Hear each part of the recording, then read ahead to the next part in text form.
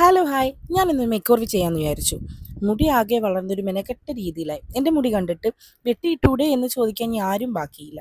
മനപ്പൂർവ്വമല്ല കേട്ടോ, നേരം കിട്ടാനിട്ടാണ്. അപ്പോൾ ഇന്നൊന്ന് സുന്ദരിയാമെന്ന് വിചാരിച്ചു സലൂണിൽ പോയി. അവിടെ പോയപ്പോഴോ നമ്മൾ പിന്നെ എവിടെ പരിപാടി അവതരിപ്പിച്ചാലും ഇത് തന്നെയാണ് അവസ്ഥ. ഹെയർ കട്ട് ചെയ്യുന്ന ചേട്ടൻ അവിടെ ഇല്ല. അങ്ങനെ 2 ദിവസം അവിടെ കയറി നടന്നിട്ടാണ് എൻ്റെ ഹെയർ കട്ട് ചെയ്യാൻ പറ്റിയത്. വേറൊന്നുമല്ല കേട്ടോ, ഞാൻ ആ ചേട്ടനെ കൊണ്ട് മാത്രമേ മുടി കട്ട് ചെയ്യിക്കാറുള്ളൂ. കാരണം ആ ചേട്ടൻ നല്ല വേഗത്തിൽ കട്ട് ചെയ്യും. കട്ട് ചെയ്യുന്ന ഹെയർ അതുപോലെ തന്നെ വേഗത്തിൽ നല്ല രീതിയിൽ വളരുകയും ചെയ്യും. അതുമാത്രമല്ല, കട്ട് ചെയ്ത് കഴിഞ്ഞാൽ ഹെയർ കാണാൻ നല്ല ഭംഗിയായിട്ട് കിടക്കുന്നുണ്ടാവും. എനിക്ക് ആ ചേട്ടൻ കട്ട് ചെയ്യുന്നതാണ് ഒരു മനസ്സിന് തൃപ്തി. ഹെയർ കട്ടിങ് കഴിഞ്ഞ് നല്ല ഹാപ്പി ആയിട്ട് നിൽക്കുമ്പോൾ ബ്രീസിൻ്റെ ഒരു ക്ലോസ് സ്മൈൽ അങ്ങോട്ട് എടുത്തു. നിൽക്ക് എവിടെ ഹെയർ കട്ട് ചെയ്യുന്നത് പറഞ്ഞില്ലല്ലോ ഞാൻ. അത് ഹോങ്കോങ്ങിലാണ്, എറണാകുളത്ത് വടുതലയിലാണ്. മിക്സഡ് സലൂണാണ്. രാത്രി 8:30 വരെ അവിടെ വർക്കിംഗ് ടൈമാണ്. ഹെയർ കട്ട് ചെയ്തതിന് വീട്ടിൽ വന്ന് 2 ദിവസം കഴിഞ്ഞപ്പോൾ എന്തോ ഒരു കുറവുള്ളതുപോലെ തോന്നി. കണ്ണാടി നിന്ന് അങ്ങാടി ഇങ്ങനെ തിരിഞ്ഞു മറിഞ്ഞ് നോക്കി.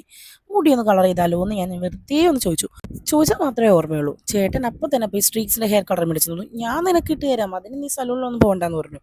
എനിക്കൊട്ടും ധൈര്യം ഉണ്ടായിരുന്നില്ലേ, ആകെ ഒരു പേടിയായിരുന്നു. ചേട്ടൻ്റെ മുഖത്താണെങ്കിൽ ഒടുക്കത്തെ കോൺഫിഡൻസ് ആയിരുന്നു.